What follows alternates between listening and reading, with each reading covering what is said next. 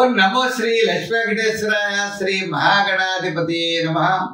గురవే సర్వలోకానాం భిషజే భవరోగిణాం నిధియే సర్వ విద్యానాం దక్షిణామూర్తియే నమః.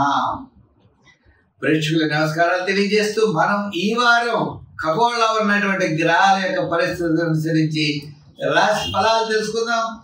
మనకి జూన్ 29 నుంచి జూలై 5వ తారీఖు వరకు 2025 ఖగోళంలో ఉన్నటువంటి గ్రహాల యొక్క పరిస్థితి చూసినట్లయితే మిథున రాశిలో గురుడున్నాడు.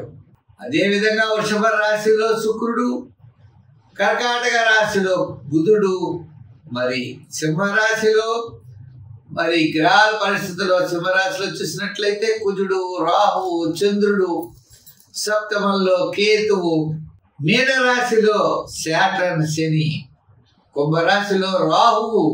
ఈ విధమైనటువంటి గ్రహాల యొక్క పరిస్థితులను అనుసరించి మనం రాశి ఫలాలు తెలుసుకుందాం. మిథున రాశి. ఈ మిథున రాశి వారికి రాశిలో అంటే మనం చూసినట్లయితే తృతీయ స్థానంలో, తృతీయ, చతుర్థ, పంచమ స్థానాల్లో వార ప్రారంభం చాలా ప్రోత్సాహకరంగా కనబడుతుంది. వారాంతం చాలా అనుకూలంగా ఉంది. రియల్ ఎస్టేట్, భూ సంబంధమైన వ్యవహారాలు, సోదర సంబంధమైన వ్యవహారాలు, కోర్టు వ్యవహారాలు లాభిస్తాయి. ఒక ముఖ్యమైన వ్యవహారం వార ప్రారంభంలో యోగించే అవకాశాలు ఉన్నాయి. వారం మధ్యలో వివాదాలకి దూరంగా ఉండండి. కుటుంబార్థిక సంతానపరమైన వ్యవహారాలు వారాంతం చాలా ప్రోత్సాహకరంగా ఉంటాయి. మీకు రావాల్సినటువంటి పాత బకాయిలు వసూలు అవుతాయి. ఆర్థిక వ్యవహారాల్లో చక్కని అనుకూలత, నూతనమైన ప్రయత్నాల్లో అనుకూలత లభిస్తుంది. దూరం నుండి శుభవార్తలు అందుతాయి. శ్రమతో కూడినటువంటి విజయాలను అందిపుచ్చుకునే అవకాశాలు ఉన్నాయి. శ్రమ అన్నది తప్పదు. ప్రణాళికలు చాలా అవసరం. క్యాలిక్యులేషన్స్ చాలా అవసరం. ఒక ప్లాన్తో ముందుకు వెళ్ళాలి. ప్లాన్ లేకుండా వెళ్ళినట్లయితే తప్పనిసరిగా ఇబ్బందులు పడే అవకాశాలు కనపడుతున్నాయి. ఉద్యోగపరంగా ఆలోచనలు అవసరం. రాజకీయ పరంగా పెద్దగా ఉపయోగం లేదు. వృత్తుల పరంగా ఆర్థిక డెవలప్మెంట్స్ యావరేజ్గా కనపడుతోంది. వ్యాపార పరంగా మనం చూసినట్లయితే వార ప్రారంభం వారాంతం సామాన్యమైన వ్యాపారం జరుగుతుంది.